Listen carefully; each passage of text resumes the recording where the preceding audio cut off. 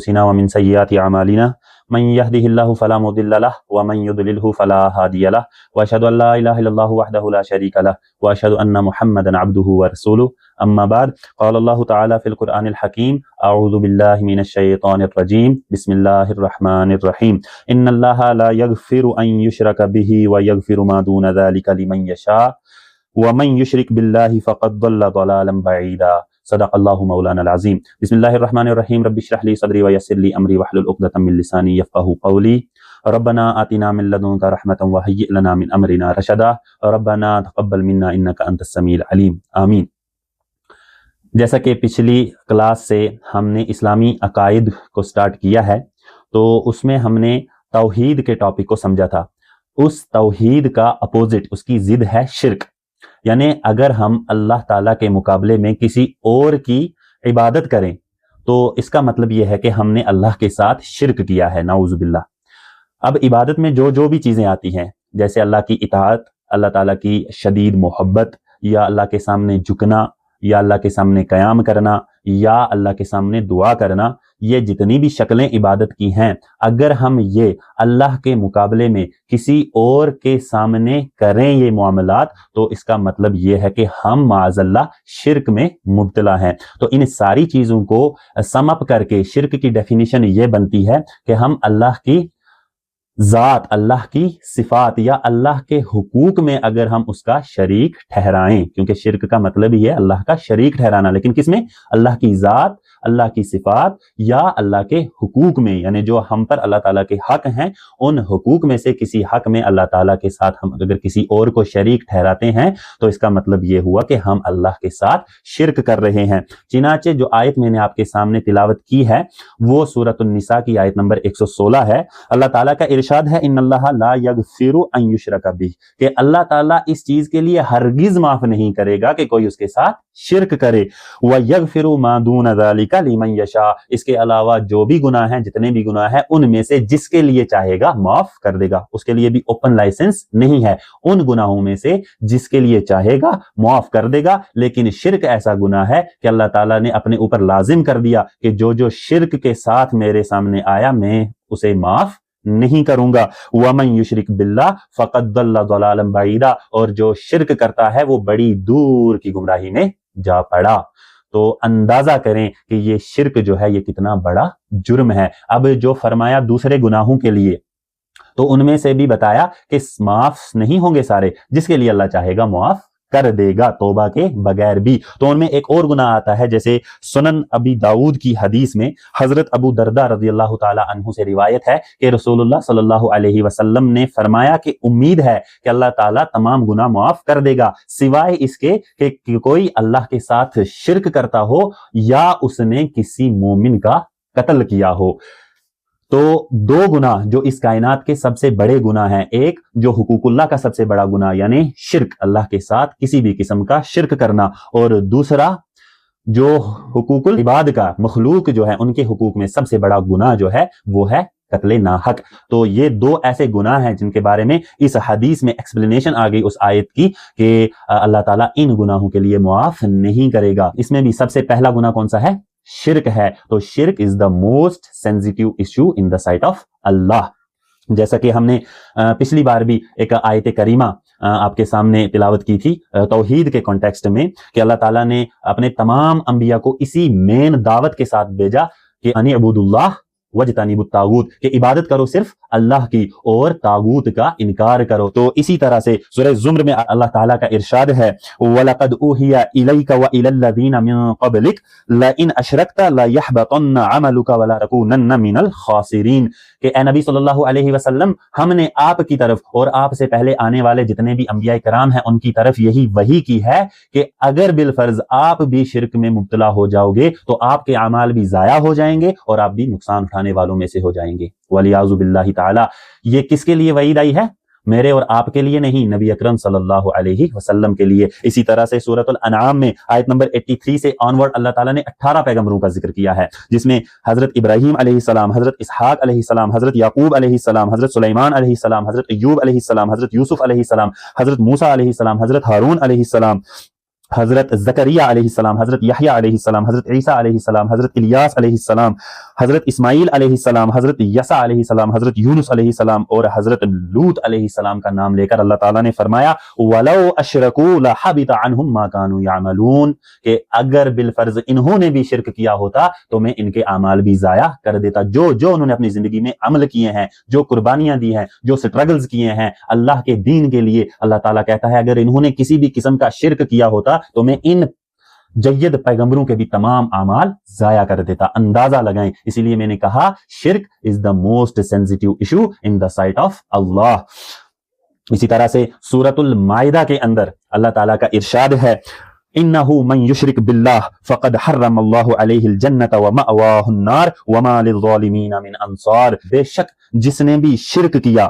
اس پر اللہ تعالیٰ نے جنت حرام کر دی اور دوزخ اس کا ٹھکانہ ہے، وَمَا لِلظَّالِمِينَ مِنْ أَنصَارٍ، تو ایسے ظالموں کا کوئی بھی مددگار وہاں پر نہیں ہوگا۔ کون ظالم؟ جنہوں نے اللہ کے ساتھ کسی قسم کا شرک کیا ہو اور پھر اپنی زندگی میں توبہ نہ کی ہو۔ اب یہ ہم نے دیکھی کہ اللہ تعالیٰ کی وعیدیں شرک کو لے کر کیا ہیں قرآن پاک میں۔ اب جس طرح سے ہم نے پچھلی کلاس میں دیکھا تھا کہ کس طرح سے نبی علیہ السلام نے اپنی احادیث مبارکہ میں توحید کو پروموٹ کرنے کی کوشش کی ہے، اسی طرح سے اللہ کے حبیب صلی اللہ علیہ وسلم نے شرک سے روکا ہے اپنی امت کو۔ اب نبی علیہ السلام کی وعیدیں ہم چند احادیث سے دیکھتے ہیں، ویسے تو بے شمار احادیث اور آیات مبارکہ ہیں اس کانٹیکسٹ میں، لیکن میں نے چن کر زیادہ کرٹیکل جو آیات اور احادیث ہیں وہ میں آپ کے سامنے یہاں پہ پیش کر رہا ہوں۔ سنن ابن ماجہ کی حدیث میں حضرت ابو درداء رضی اللہ عنہ ہی سے روایت ہے، وہ فرماتے ہیں کہ میرے محبوب، میرے جانی دوست یعنی رسول اللہ صلی اللہ علیہ وسلم نے مجھ سے فرمایا تھا کہ اللہ کے ساتھ شرک نہ کرنا، چاہے تیرے ٹکڑے ٹکڑے کر دیے جائیں یا تجھے آگ میں جلا دیا جائے، اور دوسرا نماز نہ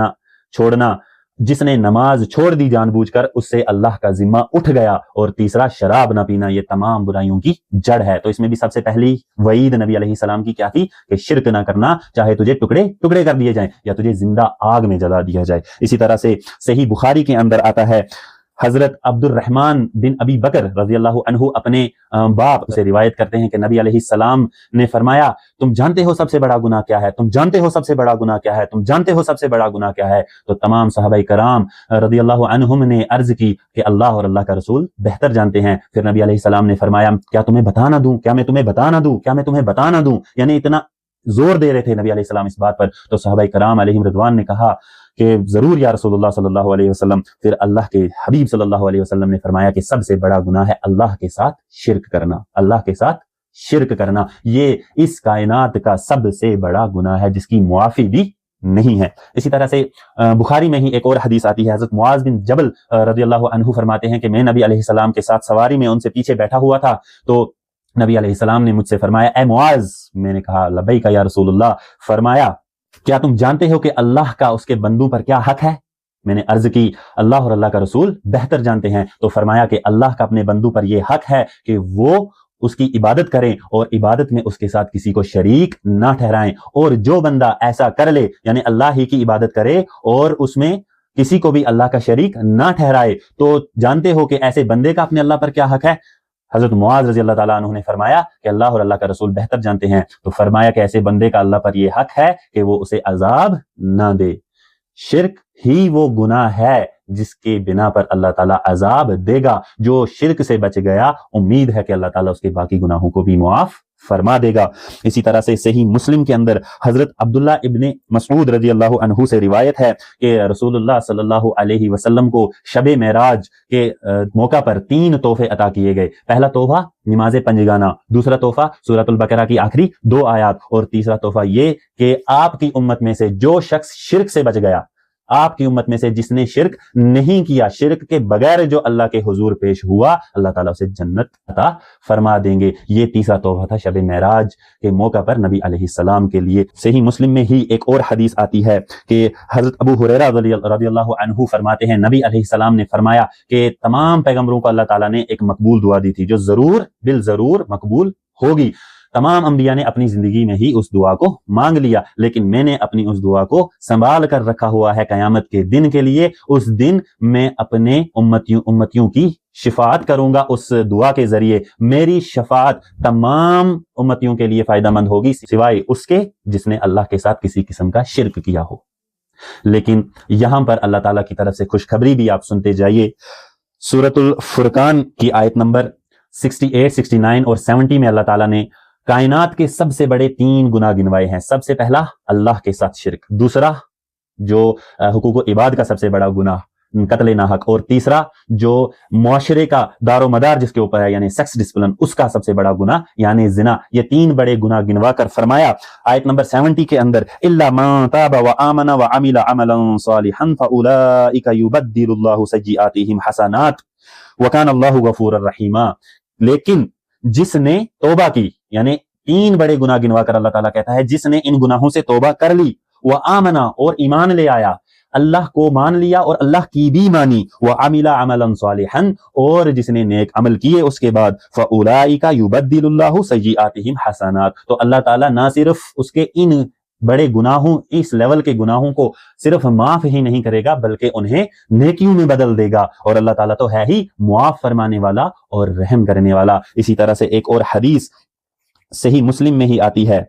حضرت انس بن مالک رضی اللہ عنہ روایت کرتے ہیں کہ رسول اللہ صلی اللہ علیہ وسلم فرماتے ہیں کہ اللہ کہتا ہے اے بنی آدم تو میرے پاس اتنے گناہ بھی لے کر آئے گا کہ جو ابر آسمان تک بھرے ہوئے ہوں، میں ان سب کو معاف کر دوں گا، لیکن شرط یہ ہے کہ اگر تو نے کسی کو میرا شریک نہیں ٹھہرایا ہوگا. تو شرک is most sensitive issue in the sight of Allah. جو شرک سے بچ گیا امید ہے وہ اللہ تعالیٰ کے عذاب سے بھی بچے گا، لیکن جو کسی نہ کسی قسم کے شرک میں مبتلا ہو گیا اس کی آخرت برباد ہو گئی. اگر ہم نے بھی آج تک اپنی زندگی میں کسی قسم کے شرک کا ارتکاب کیا ہے، آج ہم اللہ کی بارگاہ میں توبہ کریں اور آئندہ کے لیے دعا کریں، اے اللہ ہمیں ہماری تمام گناہوں کو، ہماری تمام خطاؤں کو، اگر ہم نے کسی قسم کا شرک تیرے ساتھ کیا ہے اسے معاف فرما، دین کی صحیح سمجھ عطا کر اور اس پر عمل کرنے کی توفیق عطا کر اور اسے اپنے بھائیوں تک پہنچانے کی ہمت عطا کر. آمین. وآخر دعوانا ان الحمد للہ رب العالمین. سبحانک اللہم وبحمدک اشہد ان لا الہ الا انت واستغفرک واتوب الیک وما علینا الا البلاغ.